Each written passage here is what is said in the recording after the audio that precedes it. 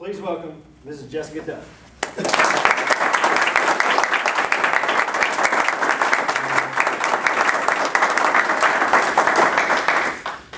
Good afternoon, everyone. Mr. Toastmaster, fellow Toastmasters and guests. I want you guys to sit back and close your eyes.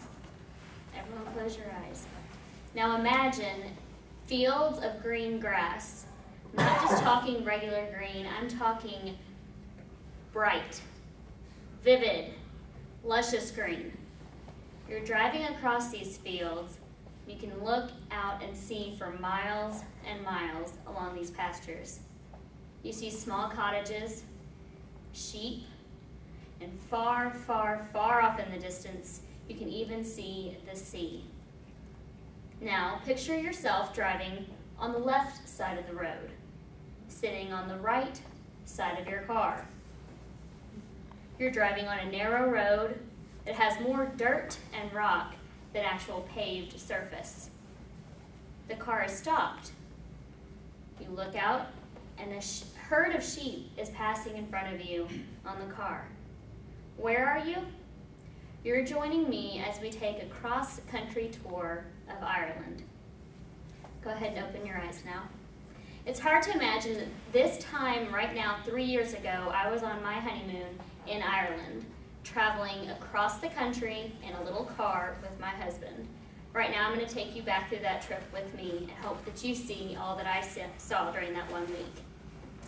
Well, we started in Dublin, arriving on a Monday morning. We were literally there just for a few hours because of the time lapse. We got a quick nap and we got the next day up, full day in Ireland, rented a blue, really, really tiny Toyota Yaris. I don't know if you guys have seen these small cars that they drive in Europe, but they're really small. So we packed our bags up in the car and loaded up the GPS and headed west to Galway. Now this was the most beautiful 3-hour car ride that I've ever been on in my entire life, and it's what I had you imagine just a moment ago. Galway is nestled on the west coast, just a few miles from the Atlantic Ocean, and we spent one night there where we stayed at the Abbeyglin Castle. Now I don't know if any of you guys have seen pictures of this castle, but it is the original castle, the Abbeyglin, that they turned into a hotel now. And the Irish culture is evident no matter where you go in Ireland, but at the Abbeyglin Castle, from the stone walls to the antique furniture, you had the large, beautiful rugs, everything was authentic inside the castle. And the view, let me tell you about this view. You're up on the hill at the Abbeyglin Castle looking down into the downtown area of Galway, into the city. So from our castle window, you could just see the entire city of Galway. It was truly amazing. And speaking of views, just a few miles from the Abbeyglin Castle are the Cliffs of Moher. This was on our way to Cork, where we stopped and saw the Cliffs of Moher. So it's time to close your eyes again. Relax. Imagine yourself standing on the ledge of a cliff, just over 700 feet above the water. You can feel the wind hitting your face. You hear the water crashing against the rocks down below. These cliffs, they stretch for almost 5 miles, with green patches covering the rocks that are slick from centuries of ocean water splashing against them. You can see literally for miles and miles. All right, open your eyes, and it's time to head south. The entire country, like I said, is just riddled with history. On our way to Killarney, not Cork, Killarney, we passed, just randomly on the side of the road, another castle that was opened as a museum. This was called the Dungair Castle. It had been turned into a museum, so we decided we'd just go ahead and pull over and take a tour. We were on no time schedule at all. So we walked through, and again, the views. You're at the top of this castle, and you can just see for miles and miles. Everything that they say about Ireland being green is true. So we get back in the car after visiting this castle and go to Killarney, which is a smaller city in Ireland, but very historic. We visited several churches and enjoyed traditional Irish cuisine and shopping while we were there. Now we're heading to Cork. It's more in the south-central part of Ireland, and on our way, we visited one of the most well-known landmarks of Ireland, the Blarney Castle.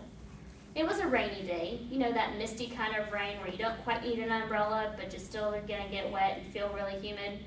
But it didn't stop us from visiting the world-renowned historic building. So we climbed the old stone, windy stairwell. It was so narrow that they have a rope that winds the center column to help you get up these stairs.